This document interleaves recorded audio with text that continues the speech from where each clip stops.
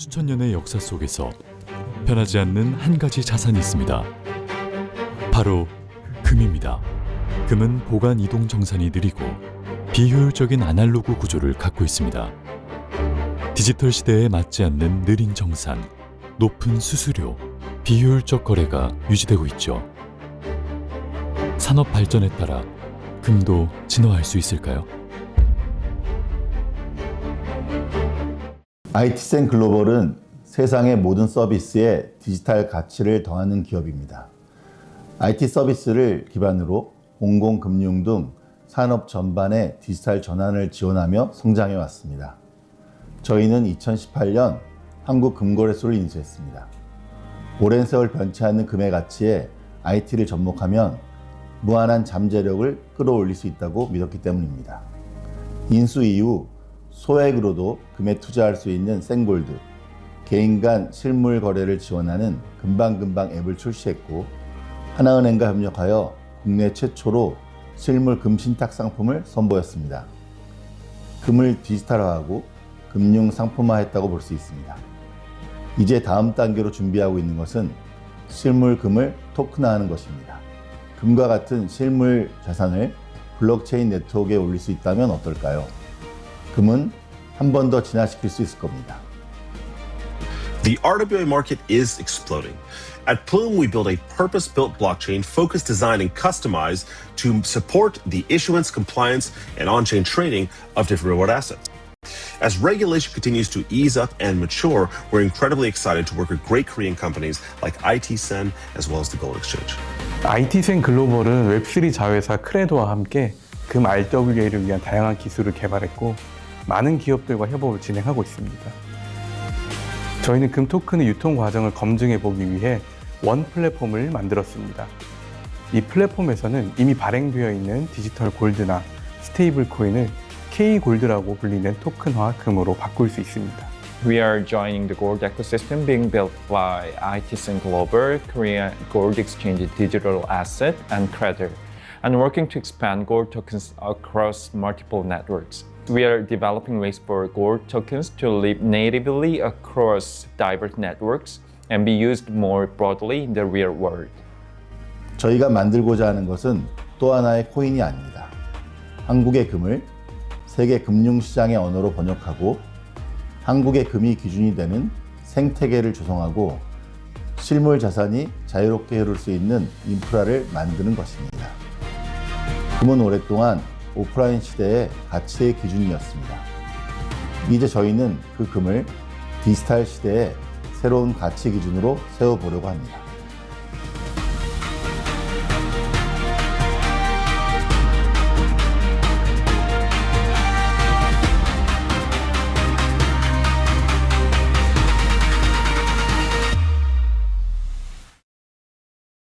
이런 제목으로 한번 좀 같이 한번 제 경험과 또 여러 가지 얘기들 좀 나눠보도록 하겠습니다. 제가 처음에 가져온 그림이 이 그림인데요. 여기 그림 혹시 TV로 보셨나요? 저는 저걸 보고서 그날 밤 잠을 못 잤습니다. 딱 1년 전에 젤렌스키와 트럼프와의 저 대담을 저걸 실시간으로 보고서 잠을 못 잤는데요. 아주 저 표정을 보세요. 자세와 저 표정을 보세요. 정상 간의 만남인데 야, 저런 모임이, 저런 미팅이 될 수가 있구나. 거두절미하고 지금 트럼프는 뭐 강한 공격을 하고 있고 지금 젤렌스키는 뭐 강한 수비를 하고 있습니다. 대통령 정상의 만남이 아니라 슈퍼 갑과 슈퍼 을의 아주 전형적인 아주 새드 스토리를 보게 됐고요. 결국 트럼프는 계속해서 반복 질문합니다. Do you have a card? Do you have a card? 카드 까봐라 이거예요. 시종일관. 트럼프에게는 카드는 너 지금 뭘 갖고 있냐는 거죠. 너 무기가 있냐, 돈이 있냐, 혁신이 있냐, 뭐 킬링 뭐가 있느냐. 뭐 젤렌스키는 대답을 하더군요. 우리는 뭐 젊은이도 있고요, 우리는 뭐 스피릿도 있고 애국심에 가득한 국민들도 있고. 예. 트럼프의 단어에 그런 얘기는 없잖아요. 대화가 중단됐고요. 결국 젤렌스키는 차려는 밥 못 먹고 그냥 떠났고 그 앞에 있던 저 우크라이나 대사는 여성이었는데 울음을 터뜨렸어요. 거기까지 방송에 나오고 이제 방송이 끝났는데 아마 세기의 그 장면이라고 볼 수 있습니다. 제가 여기서 이걸 말씀을 드린 이유는 저 카드가 의미가 뭐냐? 무슨 필살기가 있느냐는 겁니다. 저거는 트럼프가 묻는 질문이 아니고 여러분한테 묻는 질문이다 지금. 난 무슨 필살기가 있느냐? 난 도대체 무슨 경쟁력이 있느냐? 경쟁이 없으면 밥도 못 먹고 집에 가야 된다. 이거를 생생하게 하는 거예요. 저는 좀 트럼프가 이해가 안 됐어요. 근데 지금은 트럼프 덕분에 전 세계 사람들이 이제 알게 되었다. 뭐를? 세상이 돌아가는 이치를. 그동안에 우리가 속았다. 도덕이니 윤리니 뭐 포장 그게 아니더라. 결국 경쟁력 있어? 카드 있어? 팩 깔 거 있어? 없으면 집에 가. 이게 세상에 돌아가는 이치다. 이제 젊은이들이 알았다. 이제 이걸 준비해야 된다. 사실 이 메시지를 여러분에게 던져드리고 싶습니다.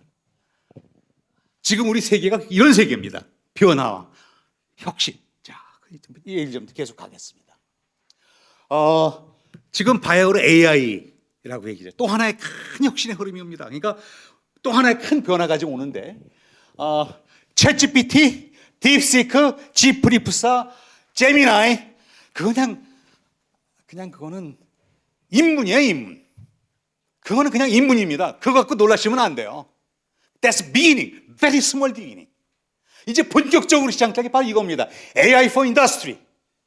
이제부터 누가 이걸 쥐느냐의 문제인데, AI, 피지컬 AI, 그 다음에 우리가 여러 해 전부터 준비했던 인더스트리 4.0이, 디지털 트랜스포메이션이, 트레이닝이, 그 다음에 AI X, 모빌리티 X, 에너지 X, 제조 X. 아직 존재하는 물건이 아닙니다. 이제 눈에 불을 켜고 저걸 중국 준비하고 있고요. 그 다음에 미국 준비하고 있고, 우리도 지금 뭐 그룹들이 준비를 하고 있죠. 누가 이걸 쥐느냐가 사실은 저 챗GPT, 딥스크 저거는 어떻게 보면은 생성형이니까 뭐 있으면 편하지 뭐 없어도. 근데 이제 이거가 없게 되면 생명을 담보할 수 없는 상황이 갈 거다. 이제 그 얘기를 드리고, 이 AI로 이노베이션 이제 본 게임이 시작되고 있다. 그 말씀을 제가 드리고자 합니다. 이렇게 큰 변화와 혁신의 물결이 도도하게 흐를 때, 이게 처음이 아니에요, 역사에서. 제가 지금부터 아주 생생한 제가 증거를 좀 보여드리겠습니다. 여러분, 우리가 두 번째 인류가 아세요? 우리를 첫째 인류라고 착각하시는 분들이 많아요. 첫째 인류가 이 아저씨예요. 네안데르탈인. 똑같이 생긴, 제가 런던 자연사원에 직접 찍은 사진입니다. 왜? 저작권 때문에 제가 직접 찍어온 사진인데요. 똑같이 생겼습니다. 제 양복 벗어서 저 아저씨 입히면 여러분 전혀 구분 못합니다. 똑같이 생겼어요. 뭐 어디가 좀 이상할까? 뭐 눈이 하나도 안 그래요. 똑같이 생겼습니다. 한 100만 년 전 출현했고요. 우리는 한 50만 년 전 출현했는데 지금 저분들 다 돌아가셨어요. 우리가 멸종이라고 부릅니다. 아니, 우리랑 똑같이 생겼고 다 비슷비슷하면 뭐 어딘가 어디 뭐 절에 고도 뭐 하와이 뭐 전 이런 섬에 어디 낙도가 살고 있을 거 아닌가? 죄송한 말씀이지만 모두 다 돌아가셨습니다. They all die. 뭔 일이 일어난 거야 도대체? 신체적으로 큰 차이도 없습니다. 뭐 지능, 언어, 도구, 불 사용 똑같습니다. 그럼 도대체 우리한테 뭔 일이 일어난 거야? 저들하고 우리하고. 뭔 일이 일어난 겁니다. 뭔 일이. 뭔 일이 안 일어났으면 저들 아저씨들이 살아있을 거고요. 우리랑 같이 뭔가 살고 있었을 겁니다. 근데 최소한 얘기죠. 뭔가 일어났어. 그게 바로 뭐냐? 혁신이 일어나기 시작한 겁니다. 무슨 혁신이 일어나냐? 그 혁신은 아주 처음에 작은 혁신일 수 있습니다. 그런데 우리는 저 네안데르탈인의 그 유적을 보면 저들은 아무런 기록도 없고요. 그냥 유적 가지고 우리가 이제 과학적으로 찾아낸 증거들인데 굉장히 폐쇄적이었습니다. 그리고 고립해 살았습니다. 저 동굴 같은 곳에서. 그 다음에 폐쇄적으로 살았습니다. 그런데 그것에 반해서 나중에 나타난 우리는 굉장히 개방적이고 굉장히 중요하고 비즈니스 앤 트레이드를 했습니다. 저들은 비즈니스 트레이드를 할 줄 몰랐습니다. 문 닫고 굴 속에서 고립되어 있고 폐쇄하고 살았습니다. 그 결과가 뭐냐면 모조리 멸종했습니다. 우리는 지금 살고 있습니다. 아주 작은 차, 아마 뭐 성격의 차이일 거 아닌가요? 뭐 내성적이냐, 외향적이냐. 아마 처음엔 작은 차이였을 것입니다. 그러니까 그 차이가 결국은 생과 멸을 결정하는 굉장히 중요한 열쇠가 되었다 하는 것이 결국 뭔가 지금 새로운 혁신의 방법이 제시가 됐는데 그게 지금 나타났는데 우리는 수용을 했지만 저들은 수용을 하지 않았기 때문에 결국은 죽을 수밖에 없었다. 그 얘기를 여러분한테 드리는 겁니다. 그래서 우리는 최소한 두 번째 인류다 하는 걸 여러분에게 말씀을 드리고자 하는 거고요. 그다음에 또 한 번에 이런 게 엄청난 혁신과 멸종이 또 한 번 나타납니다. 이거 신석기 시대입니다. 많은 분들이 이렇게 얘기합니다. 아, 구석기는 돌을 잘라서 쓰던 거고 신석기는 갈아서 쓰는 거다. 그래서 이것은 그냥 구석기가 발전해서 신석기가 되는 것이다 라고 사실 학교에서 그렇게 가르치고 있는데 틀렸습니다. 틀렸습니다. 전 세계의 신석기가 몽땅 다 똑같아요. 12,000년 전. 아니 이게 구석기에서 신석기가 쓰면 5만 년짜리도 신석기 있고 10만 년도 있고 그럴 때 최소한 말씀 몽땅 똑같아요. 아시아, 아프리카, 북미, 남미, 오세아니아 전 세계 똑같이 12,000년입니다. 이게 무슨 일이죠? 어떻게 해석해야 되나 이거요? 소수의 무리가 신석기 기술을 습득을 했습니다. 신석기 핵심 기술이 두 가지입니다. 재배 기술을 확보했습니다. 채집하다가 이 씨를 떨어뜨리면 이게 자라나는구나. 이게 재배가 되네. 이야 이거 내년에 또 나오겠구만 이거. 재배 기술을 확보합니다. 채집과는 비교할 수 없는 생산성, 경제력이 확보가 되는 것이고요. 그 다음에 사육을 하기 시작합니다. 사냥을 하다가 살살 데리고 오니까 늑대 같은 거 데려오고 소 같은 거 데려오니까 이게 사육이 되네. 생산성과 경제력에 엄청난 차이가 있는 거죠. 이 두 가지로 요약되어지는 이 신석기. 이게 그 당시에 엄청 혁신 기술이었습니다. 그런데 이 혁신 기술은 어떤 일이 벌어요? 이 혁신 기술을 가진 자와 가지지 않은 자는 엄청난 격차가 벌어지게 된 것이죠. 드디어 둠스데이가 옵니다. 저런 혁신 기술을 갖고 있는 무리들이 혁신 기술을 가지지 않은 구석기인을 찾아갑니다. 이거 우리 동네다. 너희들 땅 내놓고 다 떠나라.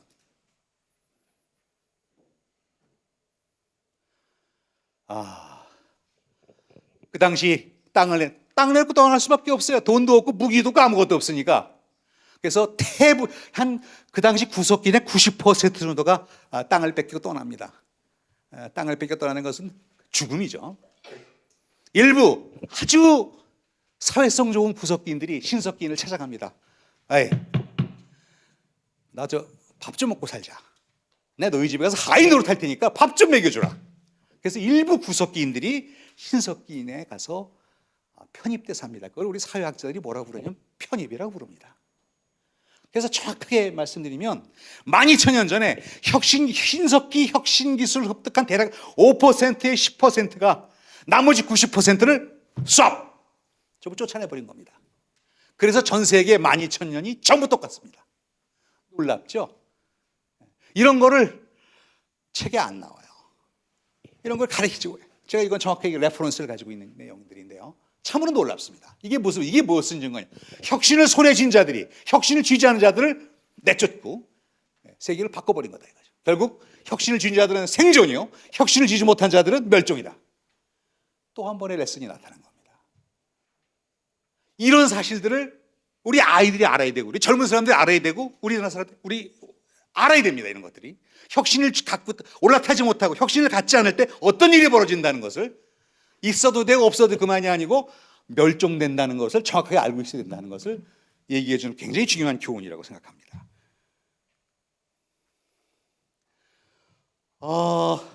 또 한 번에 이런 혁신이 한번 날라오는데요. 이게 산업혁명이라고 합니다. 대략 17세기에 일어난 일인데 그때까지 거의 변화가 없었어요. 그러다가 우리 저 학생들한테 물어봅니다. 우리 산업혁명은 어떻게 생깁니까? 그러면 그 제임스 와트라는 천재가 나타나가지고요, 전기관을 발명해서 새로운 혁명을 일으켜서 세상이 바뀐 겁니다. 반은 맞고 반은 틀렸습니다. 사실 전기기관의 이론은요, theory라고 영어로 부르는 거는 이미 그리스 로마 시대에 이미 개발이 돼서 알고 있었습니다. 불을 떼면 전기가 나와서 그게 엄청난 원동력이 된다는 걸 알고 있었습니다. 2000년 전에. 근데 they didn't do commercialize. 상업화 안 했습니다. 엔트라프리십을 워킹하지 않았어요. 그게 자고 있었어요. 그러다가 17세기 딱 들어와서 이거가 상용화가 됩니다. 그래서 실험에서 맨 처음 개발해서 뭐 이거를 우리 인정하는 게 아니에요. 뭐냐? 누가 마켓을 쥐냐 이거. 누가 커머셜라이즈, 누가 시장을 좀 먹어가느냐. 이 결국은 he's owner, he's champion. 사실 처음에 뉴코맨이라는 사람이 먼저 이걸 상용화를 했습니다. 영국에 탄광이 많은데요. 이 탄광이 석탄을 캐다 보면은 이게 금박 이제 갱도가 깊어져 물이 찹니다. 물이 차는데 사실은 물 빼는 게 너무너무 힘들어서 뭐 소, 말 뭐 이런 걸 쓰는데 도대체 감당이 안 됩니다. 그래서 뉴코맨이 착안을 합니다. 2000년 전에 썼다는 거 도대체 전기관을 이용해서 한번 그걸로 물을 퍼보자. 이야, 뉴코맨이 개발을 했는데 정말 기가 막힌 겁니다. 그래서 대성공을 해가지고요, 영국의 탄광들이 전부 다 뉴코맨의 기계를 쓰기 시작을 했습니다. 일약 뉴코맨이 부자가 되고 유명해졌습니다. 그때 여러분이 알고 있는 제임스 와트는 저 뉴코맨의 그 기계를 고치는 기계 기술자였습니다. 근데 아주 스마트했던 친구예요. 가만히 보니까 야, 이거 이렇게 기계가 클 필요가 있나? 요거를 소형화 모듈화를 하고 그러면 굉장히 좋겠네. 석탄도 줄일 수 있고. 그래서 이 와트가 아이디어를 내가지고요, 그래서 특허를 냅니다. 그리고 뉴코맨 선생, 저도 이제 한번 제 사업을 해보겠습니다 하고 나가서 당당하게 창업을 합니다. 창업의 결과는 비참했습니다. 기술은 있었지만 세일즈 마케팅이 젬병이었어요. 결국 기술 혁신, 중요한 마케팅. 와트는 이제 길에 나앉게 생겼습니다. 전기관을 만들어냈는데 아무도 사가는 사람이 없어요. 왜 안 사갔느냐? 아니, 와트 선생, 야, 우리 탄광엔 말이요, 석탄이 산더미 같이 있어. 그것은 석탄 좀 절약된다. 나 관심 없어. 그리고 이거 뭐 설치하는데 뭐 6개월 1년씩 걸리고 비싸지 않소? 나 우리 관심 없어. 나 안 살라고. 시장은 냉담했습니다. 혁신이라고 시장에 받아주는 게 아닙니다. 마케팅이 전략이 주요해야 됩니다. 그때 누굴 찾아가냐? 사실은 이 볼턴이에요. 빨갛게. 사실 이 사람이 산업혁명의 아버지입니다. 히스 글로벌의 우리 김용진 회장님 같으신 분이야. 이미 그 당시에 면하니 목하니 해서 이미 글로벌 비즈니스라고 세일즈 했던 사람입니다. 이걸 딱 보니 와트를 가만히 보니, 와트 선생, 당신의 아이디어는 훌륭한데 당신 보니까 돈도 없구만. 그리고 당신 보니까 마케팅도 틀려먹었구만. 그렇게 해서 누가 마케팅을 하겠냐. 그래서 와트가 즉시 거기서, 선생, 그러면 내가 기술을 낼 테니 저 선생님이 나머지 지분을 가지고서 우리 같이 사업을 합시다. 그래서 와트 앤 벌튼 컴퍼니가 만들어지는 것이 이제 산업혁명의 시초가 됩니다. 그런데 그때 이 볼튼이 대단한 분인데요. 이제 선생님 잠깐만 나오세요. 이제 잠깐 와트가 되시죠. 제가 볼튼을 하겠습니다. 여기 우리 임성재 사님이신데요. 아주 참 스마트하신 분이에요.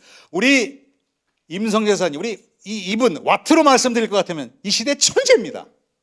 그리고 그가 만든 장면 정말 기가 막힙니다. 석탄을 정말 엄청나게 절약할 뿐이 혁신적인 그런 장비입니다. 그랬더니 다들 웅성웅성해요. 그런데 나는 오늘 이 와트 선생님 만든 기계를 여러분한테 돈을 안 받고 그냥 드리겠습니다. 가져가 쓰세요. 에이? 이게 무슨 얘기지? 그러니까 그게 무슨 얘기지? 다들 웅성웅성합니다. 단 우리 기계를 사용하면 석탄이 3분의 1로 줄어들 겁니다. 우리가 한 달에 한 번씩 남은 석탄을 퍼갈 겁니다. 1년치만 퍼가면 기계값이 빠집니다. 여러분은 걱정할 필요가 없습니다. 그냥 갖다 쓰십시오. 오늘날의 렌탈 마케팅의 원조입니다. 렌탈 마케팅 한 사람이 바로 볼턴이고요.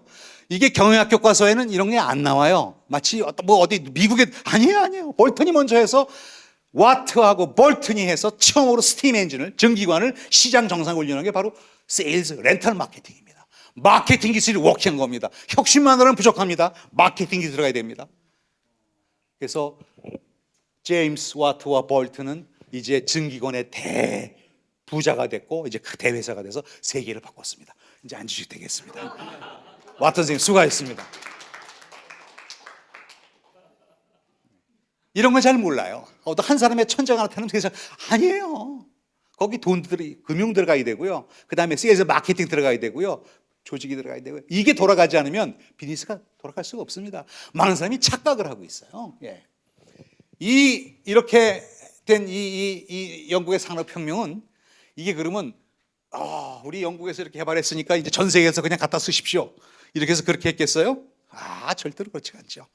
독일 사람들이 그 당시 영국은 특허 제도가 있었습니다만 유럽에는 독일에는 특히 특허 제도가 없습니다. 이 독일 친구들 똑똑해서요 와서 베끼려고 그러는 거예요. 그래가지고 제가 와트의 그 공장을 가봤는데 독일 사람들은 출입 금지야. 왜? 와서 베끼니까. 그랬으니까 뭐 망원이건 같은 거 갖고 가지고 맨 데서 기계를 버리고 그리고 저희 나라에 가서 막 스케치를 하는데 틀렸죠. 스케치가 틀렸죠. 그 기계를 못 만들었어요. 그래서 와트가 성공할 수 있었던 가장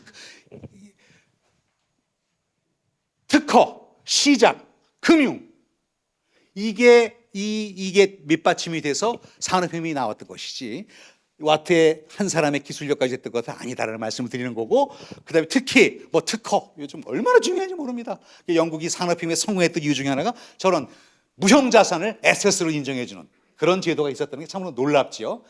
그래서 그 기술은 어떻게 됐습니까? 사실은 저로부터 저것은 유럽으로 엄청난 돈을 받고 이제 기계를 팔고 그다음에 신대륙으로 기계를 팔고 그렇게 하면서 산업혁명에 결국은 이제 큰 물줄기들이 이제 움직이게 되는 것이죠. 세계를 바꿨습니다. 뭘로 바꿨나요? 농업사회에서부터 산업사회, 즉 농사짓고 살던 사회로부터 출퇴근하는 사회로 바뀌는 엄청난 변화가 생긴 거고 농업을 그대로 그 사회에 적응하지 못한 나라들은 이제 다양한 특히 동양, 뭐 중국, 아시아 뭐 이런 나라들이 전부 다 농업에서 벗어나지 못했죠. 산업사회로 가지 못했습니다. 그래서 우리가 어떤 슬픔을 겪었는지 다 아시잖아요. 제가 또 슬픈 이야기 좀 하나 하겠습니다. 제가 사업을 하면서 일본의 수미토모 회사를 갔습니다. 수미토에 이제 비즈니스를 하러 갔는데 비즈니스를 다 마치고 나오는데 앞에요. 이 벽면에 자기 수미토모 회사 역사를 쭉 이제 벽에다가 플랜카드를 붙였는데 맨 위에 보니까 우리 회사는 400년 전에 외국 조선에서 온 금속 재련 기술로 사업을 시작했다. 400년 전에 조선에서 온 기술로 재련을 시작해? 난 들어본 적이 없는 얘기인데 이게 뭔 얘기야? 그래서 제가 찾아봤어요. 보니까 연산군의 일기에 나와요. 연산군 9년에 나오는 일이 참 놀랍습니다. 제가 그걸 그대로 함경도 단천에서 양인 김깜불과 장래원 종 김껌둥 두 사람이 은하고 납하고 섞어서 불을 떼면은 은이 높게 아주 좋은 은이 나온다는 새로운 기술을 개발했나이다. 폐하 그러면서 왕한테 연산군한테 보고하는 기록이 나옵니다. 연산군이 엄청나게 기뻐했습니다. 그래서 즉시 함경도 단천에 산다는 양이 김깜불과 그 다음에 김껌둥 두 사람을 즉시 대궐로 입보를 시켜서 데몬스트레이션 좀 시켜라 하는 게 나와요. 연산군은 대단히 실용적인 왕이었어요. 그게 1503년 5월 18일조입니다. 그리고는 그래서 제가 정말 그 당시 제가 은기술을 제가 물어봤더니 제가 금속 재료하는 교수님을 물어봤더니 조선에서 개발된 저 기술은 그 당시 세계 최고 기술이고 최초였다는 겁니다. 아니 도대체 그러면 어떻게 됐나요? 이거 이제 우리 조선이 세계의 은기술을 먹었네. 그리고 넘겨봤어. 뭐를 넘겨봤어요? 연산군실록. 연산군실록이 끝났습니다. 뭔 일이 일어났죠? 중종반정. 연산군이 폐위가 됐습니다. 자, 여러분 중종이 어떤 왕인지 아시죠? 파지사장입니다. 파지사장이 뭔지 알죠? 예. 그를 옹립한 선비들로부터 독립할 수 없는 여기 영의정 시키세요. 여기 좌의정 시키시고 그냥 그대로 사인. 이런 왕이었습니다. 중종 반정 이후 정권을 잡은 선비들이 무슨 일을 했냐면 전조 연산군 때 선비들이 갖고 있던 은광이고 뭐를 전부 다 폐쇄, 축소 그리고 뺐습니다. 뭐 원전 비슷해요. 원전 비슷해. 막 길치술 내쫓는 일들 비슷한 거 벌어졌어요. 그래서 그리고는 은강 얘기가 안 나와요. 아니 우리가 세계 최초로 개발했는데 안 나오는 거야. 그런데 강 건너 일본에서 스토리가 발생을 합니다. 30년 후 1533년 일본의 이와미 쓰시마섬 뒤쪽에 있는데 이와미 은강에서 조선에서 개발 회치법을 성공해서 한반도 조선에서 초청한 기술자 종단과 계수의 기술 지도에 의해서 은혜 대량 생산에 성공했다라는 기록이 1533년에 나오는데 조선에서 이걸 모르고 있었어요. 조선에서 알게 된 게 뭐냐면 그로부터 10년 후 1542년 광화문이 발칵 뒤집혔어. 잔영도까지 한 10,000냥 정도 은을 지고 와서 야 책도 좀 바꿔다오 뭐 쌀도 좀 주세요 뭐 이랬더니 외인들이 80,000냥을 지고 온 겁니다. 그러니까 광화문에 있는 유의전이 난리가 났어요. 은이 대폭락을 하고. 그래서 조선의 공정거래위원 나리들이 출동을 합니다. 너희들 외인들 말이야. 너 가짜 은 가져왔지? 그랬더니 외인들 당당 보시오 조선 나리. 이 은은 조선의 기술자가 조선의 기술을 만든 조선의 은입니다. 그제서 조선 알았어요. 이게 조선의 은기술이었는데 이게 일본으로 가서 대량 생산이 됐다는 걸 알았습니다. 1542년. 참 안타까운 일이죠. 그러니까 처음 개발은 여기서 했어요. 실험실 성공 여기서 했어요. 근데 기업화가 되고 상업화가 되는 게 거기 가서 된 겁니다. 일본은 그것으로 말미암아서 전 세계의 은 생산의 1등을 차지합니다. 그 당시 일본을 야본이라고 불렀습니다. 아니, 야본에서 은이 나와? 실버가 나온다고? 이러니까 유럽에 있는 상인들이 그 은을 교역하려고 일본으로 그 험한 바다를 타고 오는 겁니다. 그래서 놀라운 사진이 쓰죠. 특히 포르투갈, 이 친구들이 아주 액티브했는데 이게 1595년 포르투갈 사람들이 만든 지도인데 일본 열도예요. 여기 빨간 게 이게 이와미 은강이 있는 자리입니다. 일본 지도 거의 우리나라랑 비슷하죠. 요 옆에 이게 푸른 게 이게 고구마처럼 생긴 게 조선입니다. 일본은 하도 여기 은교역하느라 해안선 들락날락해서 다 알고 있었어요. 이미 일본은 글로벌 교역망에 편입이 된 거야. 무역망에. 그런데 우리 조선은 아무것도 없어. 고구마예요. 거기 뭐 혁신도 없고 거기 뭐 당파 싸움이나 하고 거기 뭐 대체 사람들 싸놨고 말이지. 야 가지 마라. 1595년도에 사실은 한일 간의 경제 전쟁은 저걸로 끝났다라고 보는 겁니다. 게임 오버. 마케팅을 못 줬다 이거야. 글로벌 세일즈 못했다 이거지. 그리고 뭐 잘났다고 누가 양반이야. 지금 우물은 개구리 짓을 한 거죠. 지난 한 500년 동안. 자, 이제 이 이와미 은강이 여기인데요. 이 이와미 은강이 누구한테 들어가느냐? 이 도요토미 밑으로 이게 편입이 됩니다. 이 도요토미는 그때 1500년도 말기인데 그때 일본의 전국시대 전쟁을 딱 이제 할 때인데요. 도요토미가 운용하던 병력이 20만 명쯤 됩니다. 그 20만 명을 뭐 애국심, 충성심 가지고 하겠어요? 옷간에 돈이 있어야 되는 거야. 먹여야죠, 입혀야죠, 총 줘야지, 화약 줘야지, 월급 줘야지, 쌀 줘야지. 전부 뭐예요? 머니. 옷간에. 근데 그걸 다 뭐냐면, 아니, 이 이와미 은강에서는 은괴를 만들어서 이걸로 결제를 했어요. 그러니까 조선의 은기술이 일본에 가서 상업화에 성공하면서 그 재력이, 그것이 일본을 통일하는 원동력이, 일본을 통일하는 큰 경제력의 받침대가 됐다. 참으로 놀라운 사실이에요. 이거 처음 들었을 거예요. 결국은 머니, 에코노미가 파워인데 그게 결국은 쥐인 거예요. 우리는 핵심 기술 개발했지만 아무도 관심 없고 다 이제 다 가버린 거죠. 그래서 이 일본은요. 그래서 이제 도요토미가 이제 전국 통일한 다음에 그다음에 뭘 했습니까? 1592년도 20만 명을 정병을 후쿠오카에서 해서 부산 동래성으로 들어오죠. 20만 명이 치고 들어오는데 20만 명이 들어와서 조선을 이제 그게 바로 임진왜란입니다. 임진왜란의 경제적인 원동력 다 뭐냐? 저겁니다. 그러니까 쟤들이 우리 핵심 기술 가져와서, 그러니까 핵심 기술을 갖고 있는 게 문제가 아니고 그걸 개발하기 문제, 그걸 누가 커머셜라이즈해서 누가 기업가 정신에 누가 상용을 해서 돈을 버느냐가 더 중요한 거라는 걸 생생하게 보여주는 겁니다. 그래서 여러분 같은 그런 이 기업을 하고 이런 하는 분이 얼마나 중요하고 가장 훌륭한 애국자이고 훌륭한 분들이라는 거를 제가 다시 말씀드리거든요. 바로 이런 것 때문에 말씀드리는 겁니다. 개발한 사람이 훌륭한 거 아닙니다. 여의도에 앉아있다고 훌륭한 거 하나도 아닙니다. 메이크 머니를 해서 국가를 튼튼하게 하는, 이게 대단히 중요한 건데 우리 조선이 그걸 못했다는 겁니다. 그래가지고 이 일본은 이제 오잖아요. 일본 임진왜란해가지고 일본에서 쟤들이 그 왜 일본 임진왜란을 온 그 목적이 뭔지 아시나요? 얘들은 일본 이미 부산에 이미 이 교육관을 갖고 있었어요. 조선 초부터. 조선에 뭐가 세고이, 뭐가 혁신이 있는지 다 알고 있으면, 야, 조선에 도자기를 만드는 기술이 있단다. 야, 그거 저 갖고 와라.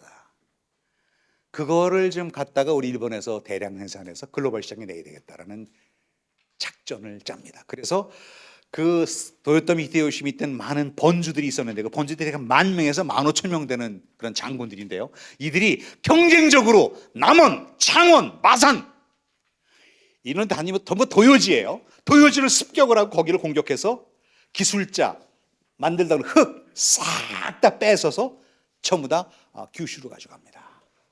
그래서 규슈에서 드디어 조선 도자기의 대량 생산에 성공을 합니다.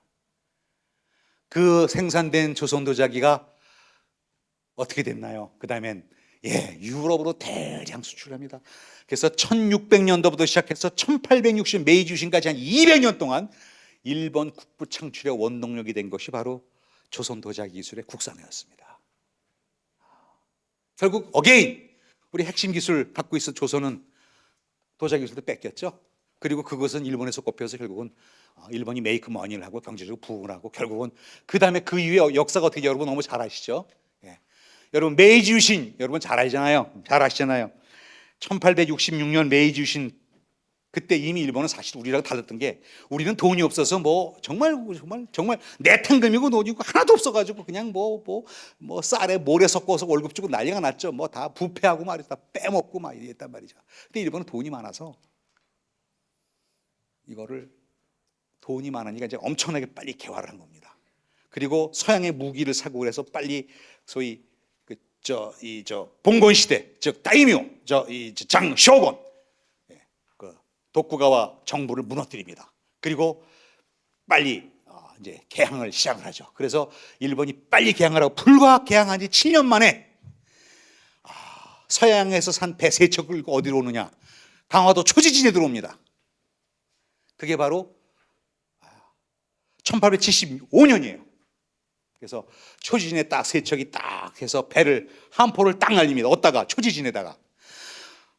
초지진의 함포 사격 물론 그 전에 병인양요가 있고 신미양요가 있었으면 우리가 이긴 것도 있고 진 것도 있고 합니다만 그건 본질적으로 다른 전쟁이었어요. 일본은 아주 철저히 준비를 하고 온 친구들이죠.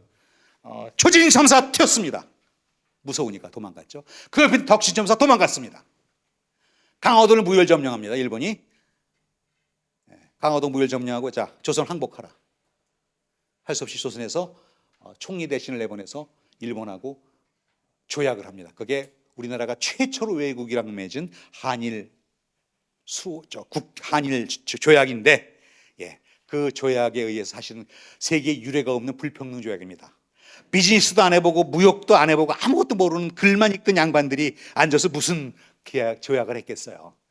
그래서 유례가 없는 불평등 조약을 한 것이고요. 그로 인해서 그게 1876년인데 그로부터 한 30년간 조선의 경제는 침대 워낙 뭐 기초 체력이 없고 돈도 없고 아무것도 없었으니까 혁신도 없었으니까 그냥 말라 비틀어져 죽은 거죠. 1905년 드디어 일본이 야 조선은 안 되겠다. 너 우리 감독을 좀 받아야 되겠구만. 그게 바로 뭐예요?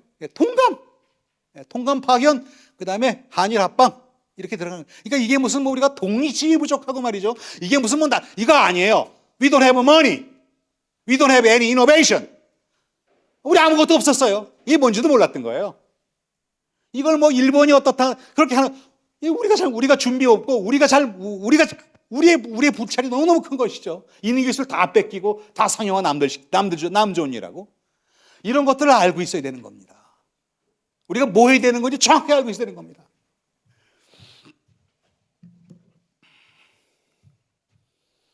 또 하나에서 슬픈 얘기를 좀 할게요. 이거 이 리얼 스토리입니다.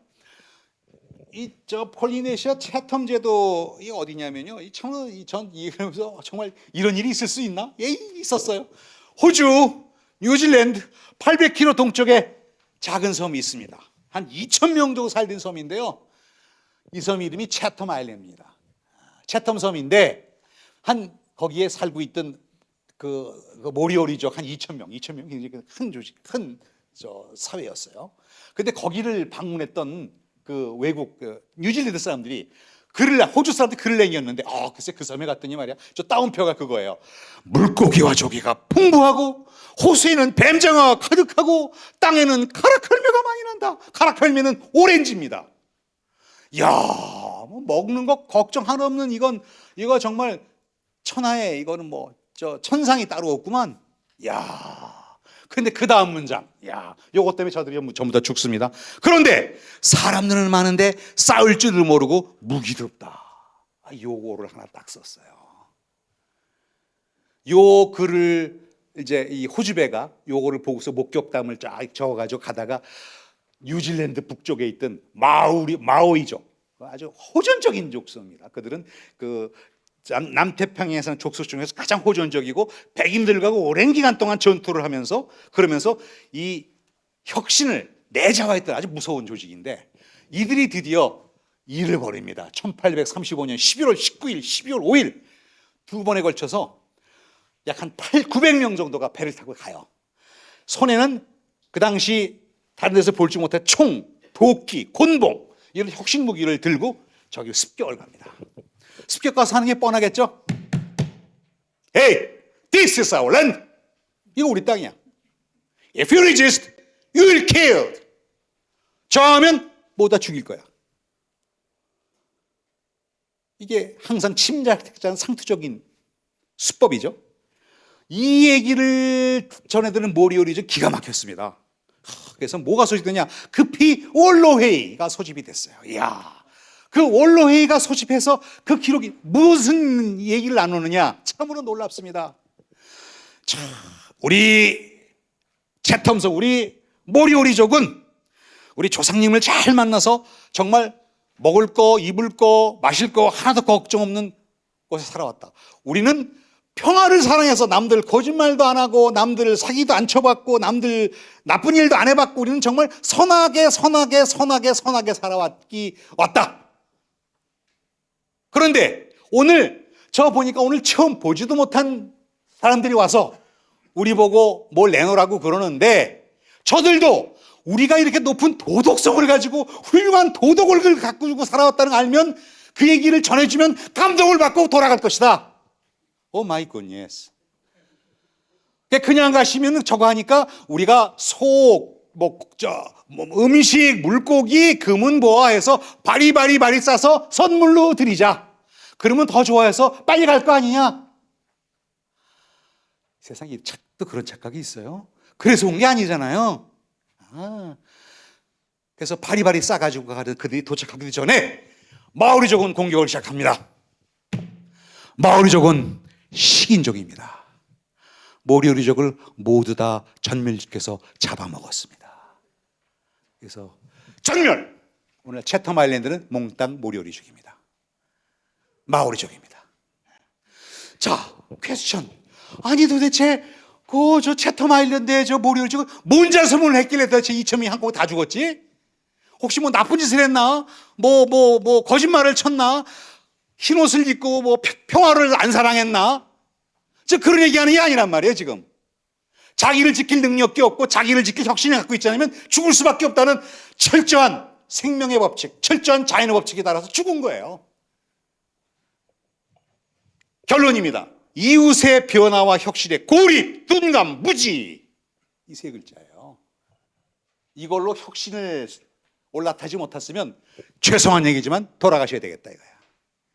이게 지난 아까 네안데르탈인과 호모사피엔스, 그 다음에 신석기와 구석기, 그 다음에 모든 스토리에 공통된 법칙이 바로 뭔가요? 바로 그거예요. 혁신을 지지하는 자는 죽음이다. 혁신을 지지하는 자는 생이다. 그러므로 우리가 혁신이라고 하는 거를 강 건너 불보듯 하죠. 그래, 너 혁신해라. 나는 뭐 그런 거 없다는 거예요. 그거 안 하면 다 죽는다. 이게 역사의 법칙이다 하는 걸 우리가 정확히 알고 틀어줘야 된다는 거예요. 뭐를? 혁신, 올라타야 된다는 겁니다.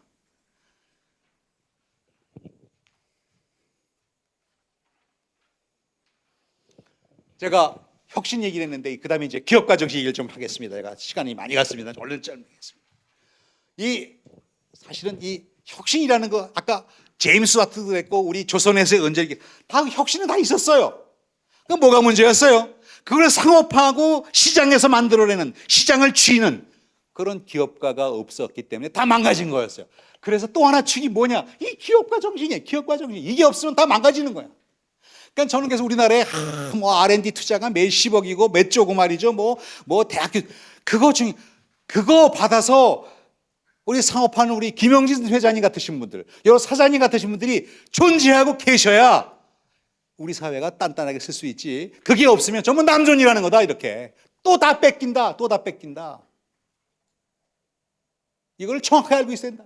그래서 이미 그런 얘기를 지난 세기의 최고의 경제학자 슈페터님께서 혁신과 이 기업가 정신은 경제 발전과 생존의 두 축이다 하는 얘기를 이미 설파를 했습니다. 참으로 놀라운 얘기를 이미 설파를 했고요. 이게 거의 오늘날의 교과서처럼 이제 전달되고 있는 얘기입니다. 그러면서 그래서 이 혁신이라는 거 기업가 이 두 개의 날개, 즉 두 개의 바퀴가 같이 돌아가야 되는데 이 두 개의 밟은 뭐냐면 이게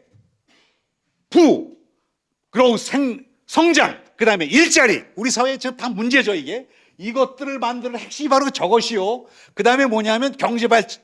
우리가 지금 사실 뭐 대만보다도 경제 성장이 좀 안 되고 있고 등등 여러 가지가 뭐 여러 이슈가 많아요. 결국 뭐냐면 이 경제 성장하는 파워하우스, 이 발전소인데 이 발전소의 원동력이 두 개 바퀴다는 거예요. 혁신의 바퀴 하나하고 기업가 정신의 바퀴. 이 두 개가 돌아가야 된다는 겁니다. 그래서 결국 우리 대한민국 오랫동안 살고 싶어? 정말 500, 1000년, 2000년, 10,000년 동안 갈 거야? 그래서 sustain, survival 하고 싶어? 그럼 이거 단단히 준비하자면 단단히 준비해야 된다 하는 것이 바로 굉장히 중요한 역사의 교훈이에요. 그래서 이 시대에 우리가 필요한 거는 혁신 대단히 중요하고요. 그다음에 혁신을 받아서 그것을 시장에서 승부를 볼 수 있는 여러분과 같은 기업가 이를 우리 단단하게 아주 빳빳하게 있어야 된다 하는 얘기를 드리고자 하는 겁니다. 혁신의 몇 가지 사례들 뭐 간단하게 이 두 가지 그림의 공통점은 전부 다 항공사진입니다. 이런 항공사진 한 20년, 15년 전만 하더라도 항공사진 전부 헬리콥터 타고 사진 찍는 줄 알았어요. 그런데 오늘날 헬리콥터 전부 다 집에 갔습니다. 조종사들 전부 다 집에 갔어요. 헬리콥터 팔아왔어요. 이거 뭐냐면 100만 원짜리 드론이 다 해버린 겁니다. 훨씬 더 좋은 퀄리티, 훨씬 더 좋은 영상을 만듭니다.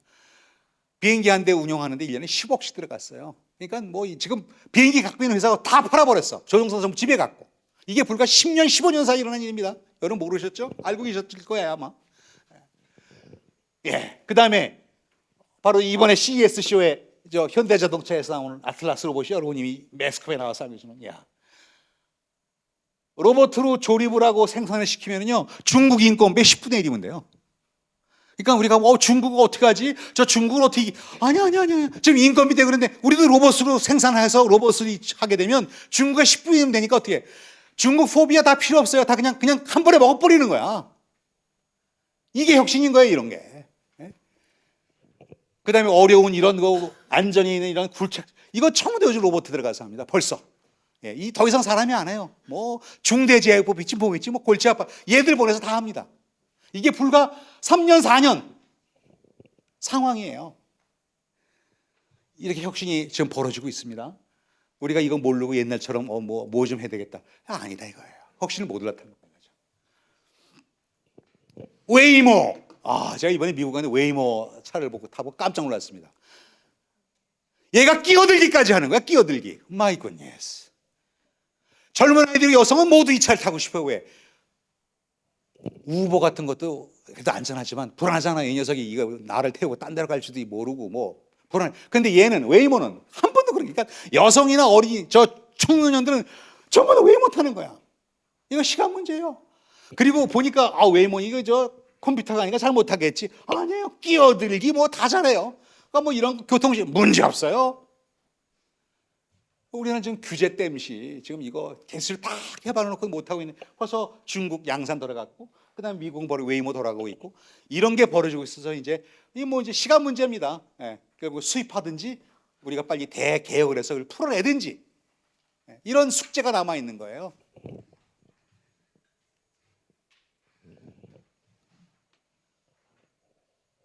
얼마 전에 사우디아라비아에서 네옴시티를 발주를 내보냈어요.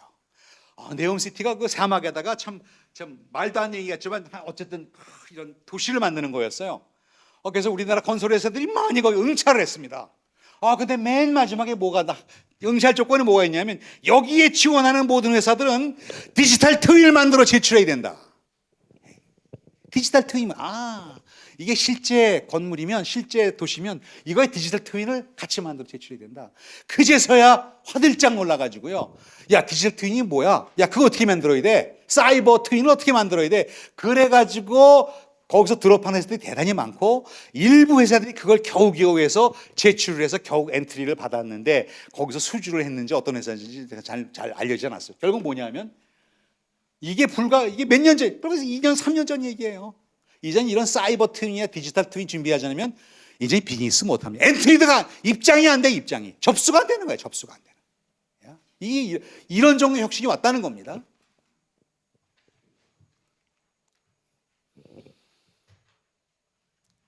식물도 감정 있는 거 아세요? 네, 식물도 감정이 있습니다. 참 식물은 그냥 바보같이 있는 게 아니고요. 얘도 생각 다 하고 있어요. 그 생각이 뭐냐면 이 안에 전류신호가 왔다 갔다 합니다. 그 전류신호를 탁 캐치하면 얘가 지금 아픈지, 물이 없는지, 저 벌들이 와서 괴롭힌지 얘가 다 표시를 하는 거예요. 그래서 그거를 디텍트 해가지고 AI를 분석을 해서 벌을 쫓아내고 농약도 살포하고 물을 더 주고 하니까 기가 막힌 이런 맛있는 도마도, 오이, 고추 이런 것들이 나오게 되는 겁니다. 이게 바로 인텔리전트 팜, 우리가 얘기하는 정말 지능 재배라고 하는 게 바로 이런 거예요. 상상을 못했던 거죠. 식물이 무슨 감정이 있어? 있어요. 얘가 다 움직여요. 센서가 다 밀리암페어로 다 움직입니다. 밀리볼트로. 이거 계측해서 전부 가능한 얘기죠. 여기까지 왔다는 거예요. 이런 것들이. 이 놀라운 기술인 것이죠. 제가 창업한 얘기 조금 하고 이제 마무리를 하도록 하겠습니다. 제가 98년도에 창업을 했는데요. 그때 여러분 기억하시지만 그때 우리나라가 처음 정말 미중위에 달러가 모자라서 달러가 2,000원 올라가는 걸 처음 경험해봤죠. 그래서 우리 금모기 했는데 저도 그때 공학적 서울공대, 사실 서공대 중에서 이제 제가 논문도 괜찮은 것도 있고 특허도 있고 해서 정말 했는데 달러가 2,000원 가는 거 보고 뭘 느끼는지 아세요? 우리 돈은 돈이 아니었구나. 그리고 제가 딱 보니까 우리가 기름 한 방울도 안 나. 딱 사와야 돼. 그 다음에 식량 30%만 자급이야. 70%는 사와야 돼. 그럼 그거 한국은행 총재가 찍은 돈으로는 못 사와. 달러로 사와야 되는 거야. 달러가 없으니까 기름도 못 사고 식량도 못 사고 그냥 망가지는 거네. 달러가 없으니까 IMF가 난 거구만. 그때 뭘 느꼈는지 아세요? 이거 달러로 벌어와야 되는구나. 뭐를 위해서? 국가가 생존을 위해서는. 그래서 내가 애들 가르치고 논문 쓰는 거 중요하지만 이거 기술 상품화를 해가지고 이걸로 수출하고 수입 대체 1달러로도 벌어들여서 국가 경제에 기여하는 게 이게 진정한 애국하는 거다. 나는 낼 금은 없었지만 이렇게 하자. 그래서 창업을 했습니다. 그게 이제 98년. 그때 우리 김영진 회장님이 AIP 오셔서 강의 받으. 그때 막 창업을 했어요. 네. 창업을 했는데 자 이제 말씀드려보세요. 저는 창업하면 다 되는 줄 알았어요. 창업을 했는지 사업자 등록을 내러 관할세무서에 갔더니 저거 직업이 뭐냐 해서 교수인데 교수님은 창업이 안 됩니다. 공무원이라 이거예요. 교육 공무원은 이런 개인 사업을 할 수 없다 이거예요. 마이 굿니스. 아니 외국은 다 하는데요. 우리는 법이 그렇습니다. 못 합니다. 그다음에 제가 있는 301동에 그거를 뭐 딴 데서 공장 얻을 돈도 없으니까 그거를 이거 여기서 생산도 하고 좀 그러겠습니다. 공장 등록하고 사업자 등록 내겠습니다 했더니 관악구청에서요. 등기부 등본을 띄워오라는 거예요. 그래서 그 등기부 등본을 띄워갔더니 소유주 교육부 장관, 그다음에 건물의 용도 교육 및 연구. 아, 교수님 이거 안 됩니다. 근린상가에 있어야 되고요. 그다음에 이게 건물의 목적이 근린상가가 돼야 됩니다. 이게 교육에 연구 들어가면 이게 공장 등록 이게 안 나옵니다. 그러니까 헛방인 거야, 헛방. 이게 회사를 만드는 헛방인 거야. 돈만 내서 법인만 만들었지 할 수 있는 게 하나도 없는 거야. 마이군, 야, 정말 충격을 받았어요. 걔가 어떻게 했겠어요? 내가 괜히 창업했다라는 시간을 잠깐 후회했어요. 근데 짧게. 그 대신에 그래 해보지 뭐. 바로 그날 김대중 대통령한테 탄원을 썼습니다. 각하, 나라가 누란 지위에 있는데 대학 교수가 창업을 못합니다. 이거 풀어주세요. 도대체 공장 등록이 안 됩니다. 연구 및 어쩌고 저쩌고 해서 이거 풀어주세요. 뭐 타자 칠 시간도 없어서 그냥 열받아가지고 촉촉촉 A4 용지에 촉촉촉 써서 팩스밀리로 청와대 하나, 그 다음에 총리실 규제위원회 하나, 2개 딱 집에 갔어요. 그랬더니 다음날 아침에 전화가 왔어. 내일 아침에 전화 가지고 오겠지. 따르릉 첫 전화가 왔는데 총장님이에요. 박 교수, 어디다가 뭘 보냈어? 총장이 화가 나 전화한 거야. 대체 새파란 조 교수가 말이야. 어디다가 뭘 보내니까 총장한테 허락도 안 받고 말이야. 쟤 정말 엄청나게 야단 맞았어요. 그래서 총장님, 죄송합니다. 근데 이건 총장님이 하실 수 있는 게 아닙니다. 총장 법 못 바꾸잖아요. 그래서 법을 바꾸시라는데 보낸 겁니다. 죄송합니다. 다음부터는 말씀드리고 보내겠습니다. 야단 칙사게 맞고요. 2년 걸렸습니다. 이게 교육부, 과기부, 중기부, 아니 국회 공청회까지 해서 2년 걸리더만요. 그래서 벤처기업 특별촉진법에 한 줄이 들어갔어. 대학에서 창업할 수 있다. 이게 특별법이라 공무원 복무규정보다 상위법이야. 그래서 오버라이드. 무슨 얘기인지 아시죠? 그래서 그냥 그대로 합법적으로. 그래서 그게 2000년인데요. 2000년 이후로 대한민국에서는 대학 교수가 창업하는 게 합법적으로 하는. 하마터면 저 수갑 찰 뻔했어요. 이제 법이 바뀌어서 이제 된 겁니다.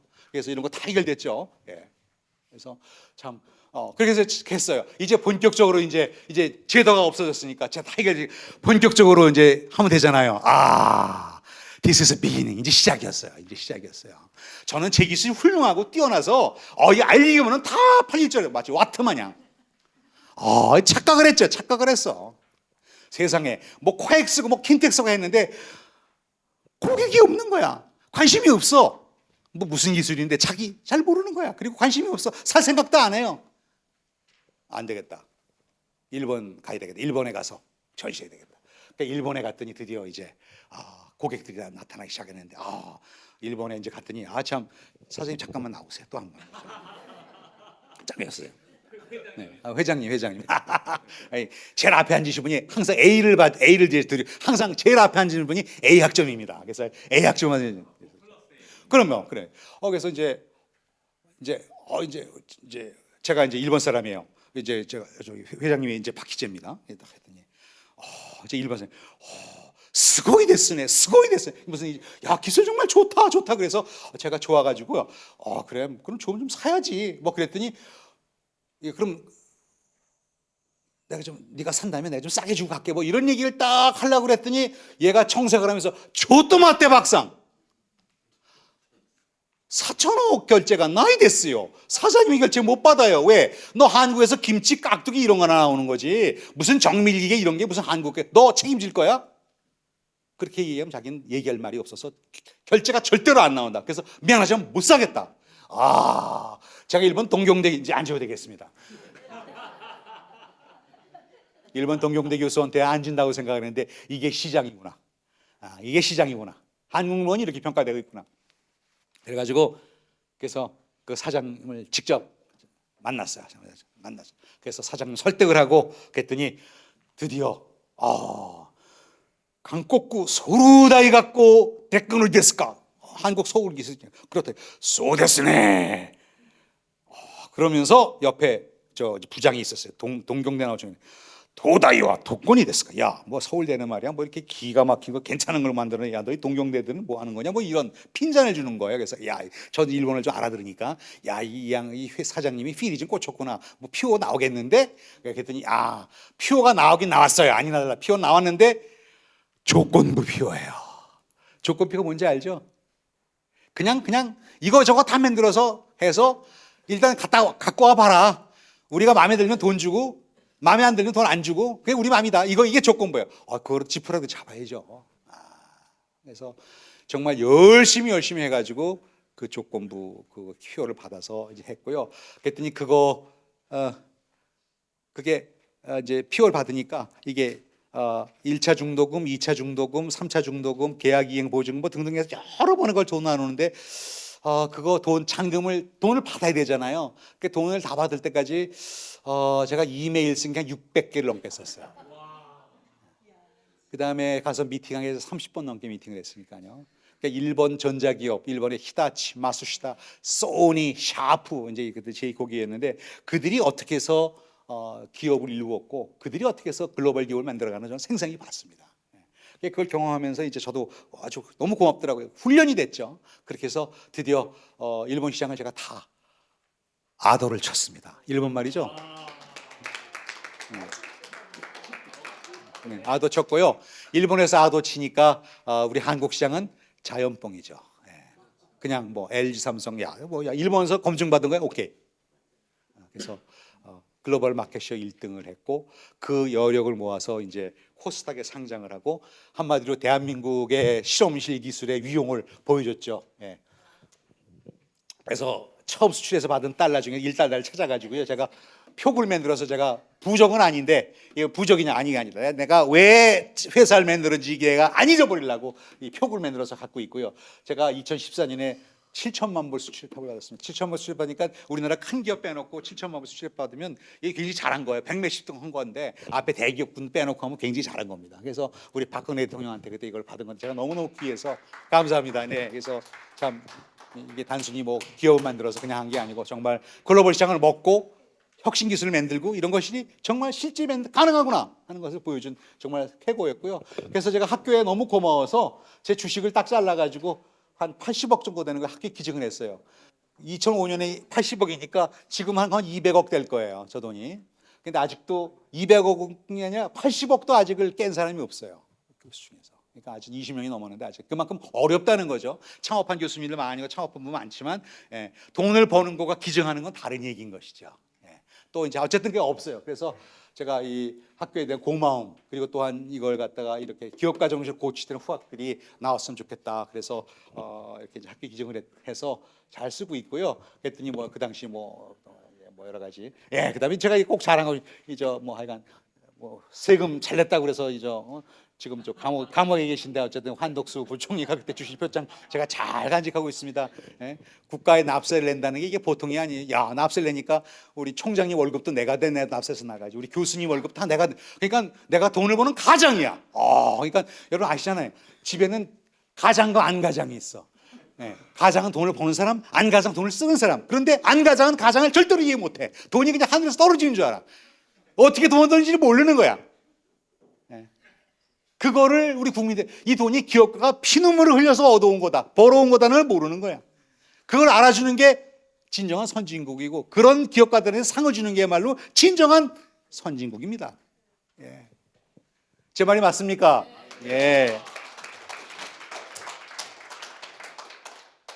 그래서 학교에서 301동에다가 제 박희재 창의공간이라 만들었습니다. 제 부조인데요. 서울대 부조가 한 20개쯤 있는데 살아있는 사람 부조는 제 거밖에 없습니다. 전부 다 돌아가신 분들 부조밖에 없어요. 부조 세워줄만 하죠, 그죠?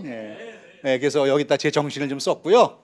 그 다음에 그래서 올해 제가 이제 그래서 이 공간인데 여기서 창업하고 이런 공간인데 올해부터 제가 이제 올해 이번 학기 정년입니다. 정년했더니 우리 서울대학에서 당신 정년 이제 하지 말고 좀 학생들을 모아가지고 창업 강좌를 만들어 그래가지고 이번 이제 다음 주부터 서울대 창업 선수들을 제가 직접 양육을 하고 키우는 일을 할 겁니다. 그럼 이제 김영신 씨에게 제가 도움도 요청을 하고 와서 투자도 좀 해주시고 와서 멘토도 좀 해주시고 그렇게 해주시길 바라겠습니다. 돈도 많이 버실 거예요. 그러면 왜냐하면 선수들 뽑아서 가르칠 거니까. 그래서 이제 요거를 박희재 서울대학교의 박희재 창의공원에서 창업을 하는 이런 그 스쿨을 이제 본격적으로 시작을 할 겁니다. 다음 주부터. 괜찮죠? 네. 예, 그래서 기술 보국, 우리 결국 나라의 보관은 우리 기술로 나라를 부강하게 만드는 거, 이것이야말로 우리가 해야 될 일 아니겠느냐. 이걸 제가 제 모토로 삼고 있고요.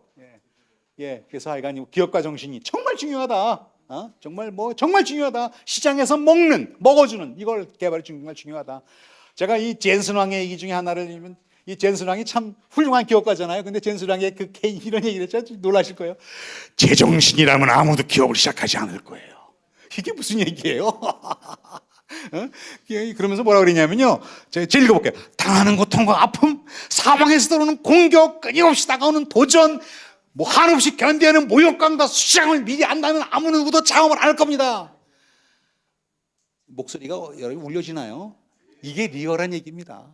그러니까 젠슨 왕은 대만의 천재고요. 미국이라는 우리하고 비교할 수 없는 생태계에서 석세스한 사람인데도 불구하고 이런 얘기를 한 거예요. 야, 이 기업가는 이 꽃길이 아니구나. 근데 중요한 거는 이렇게 이런 어려움을 극복하고 나니까 큰 영광과 큰 상이 돌아오는 거예요. 그러니까 우리가 그걸 알아야 된다 이거죠. 그래서 우리 학생들한테 창업한다고 꽃길 간다고 생각하지 마라. 심지어 젠슨 왕도 이렇게 했다. 이거 각오하고 가야 되는 거다. 그리고 이걸 넘어가면 영광과 보상이 따를 것이다. 꽃길 간다고 박수 친다고 착각하지 마라. 이거를 꼭 얘기해 주셨습니다. 그래서 이게 바로 기업가 정신의 본질이다. 말씀드리겠습니다. 마지막 페이지입니다. 저는 우리 학생들에게서 ambitious, 야망을 가져라 이거야. 왜 글로벌 1등 못해? 왜 1등 못해? 할 수 있어. 시장에서. 공부 1등 하는 거 아니야. 시장에서 먹어주는 거 할 수 있어. courageous, 겁먹지 마라. 가봐라. 대봐야 한다. 겁먹지 마라. 세 번째, 포기하지 마라. never give up. 포기하지 마라. 여러분 마라톤 뛰는 사람들 보면은 1등한 사람은 철의 심장을 갖고 이러는 것 같죠? 그냥 그 사람 뛰면서도 할딱 그만두고 싶다. 포기하고 싶다. 이러면서 뛰는 거예요. 근데 안 포기하는 거야. 포기하지 않은 사람이 이기는 겁니다. 이게 기업가 정신이다. 그 다음에 뭐냐면 이 실패가 참 많아요. 하다가 안 되는 거 너무 많아요. 그런데 뭘 생각이 되냐? 이 모든 거는 blood and muscle, 나한테 피가 되고 살이 될 거다. 그 다음번에 할 때 내가 딴따르게 더 잘할 거다. 이런 생각을 해야 된다는 거야. 난 안 되는가 봐. 난이 아닌가 봐. 이러면 아니다 이거예요. 이 네 가지 정신을 정말 마음속에 해놓고 우리 기업가를 드라이브 해야 된다. 그리고 기업가가 돼야 된다. 이런 말씀을 드리면서 강의를 마치고자 합니다. 고맙습니다.